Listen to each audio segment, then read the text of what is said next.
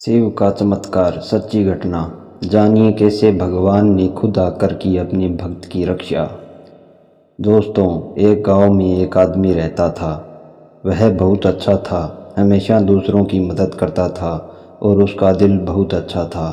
वह किसी का निरादर नहीं करता था। अपने घर पर आए हुए मेहमानों को बहुत आदरपूर्वक भोजन करवा कर भेजता था और वह प्रत्येक दिन ओम नमः शिवाय का जाप करता था। वह भगवान शिव को दिल से बहुत मानता था और उनकी पूजा अर्चना किया करता था। उसके काम अच्छे थे, यह देखकर भगवान भी उस पर बहुत प्रसन्न थे और भगवान उसका हमेशा साथ देते थे। उसके साथ उसके बच्चे, उसकी पत्नी भी उसके साथ भगवान की पूजा किया करते थे। एक दिन की बात है, वह आदमी बहुत बीमार हो जाता है और उसके घर वाले उसको हॉस्पिटल में लेकर जाते हैं। जब वह उसे हॉस्पिटल में लेकर जाते हैं तो डॉक्टर उनको बताता है कि आपको अभी 2 लाख रुपए जमा करवाने पड़ेंगे। अभी के अभी पैसे जमा करवा दो, उसके बाद इनके दिल का ऑपरेशन करना पड़ेगा। लेकिन दोस्तों, उनके पास इतने पैसे नहीं होते कि वह अभी के अभी जमा करवा दें, तो वह बहुत घबरा जाते हैं। वह सोचते हैं कि ऐसी स्थिति में सिर्फ एक भगवान ही हमारी मदद कर सकते हैं और उसकी पत्नी मन ही मन में ओम नमः शिवाय का जाप करने लगती है। ऐसा देखकर उसके बेटे को गुस्सा भी आता है कि हमारे साथ इतना बुरा हुआ है, मेरा पिताजी मरने की हालत में है और मेरी माँ फिर भी भगवान को ही पुकार रही है। लेकिन इसके अलावा उनके पास कोई और रास्ता भी नहीं होता। वह बहुत परेशान होकर हॉस्पिटल के बाहर खड़े हो जाते हैं।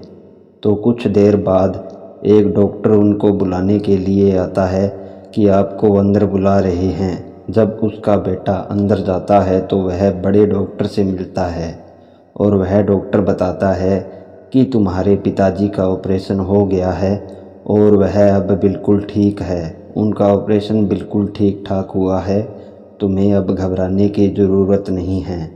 कुछ समय बाद तुम्हारे पिताजी अच्छी तरह स्वस्थ हो जाएंगे।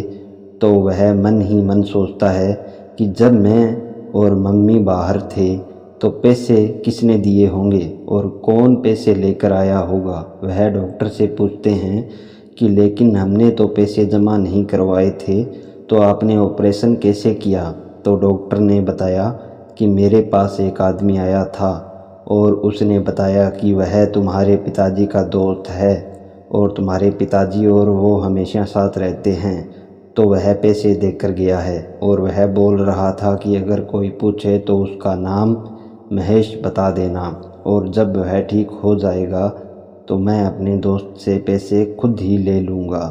तो उनके घर वालों ने सोचा कि चलो कोई होगा जो पैसे देकर गया होगा, शायद हमें ना पता हो कोई पिताजी का दोस्त महेश हो। तो जब उसका पिताजी ठीक होकर घर आता है तो उसका पुत्र उसको पूछता है कि तुम्हारे मित्र ने तुम्हारे ऑपरेशन के पैसे दिए और वो तुम्हें दोबारा मिलने नहीं आया।